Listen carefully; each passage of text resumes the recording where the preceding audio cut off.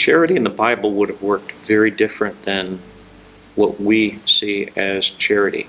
Charity tends to be impersonal. Welfare even less so.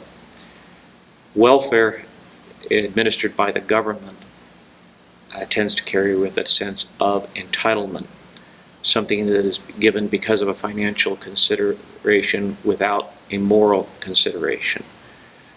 And this is where private charity differs, because people give private charity in terms of whether a person has used their wealth responsibly or not.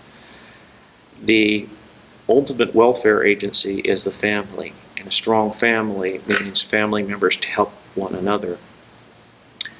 Beyond that, there was a poor tithe, where people who were disadvantaged and who did have legitimate problems were cared for. Over and over again, the Bible refers to the necessity of compassion to widows and orphans, because these are people who were basically now outside of an immediate family and had more difficult times. And abusing a widow or an orphan was a serious offense. The prophets condemned both Israel and Judah for that offense over and over again. Their society had developed to the point where they were so unjust that widows and orphans were suffering.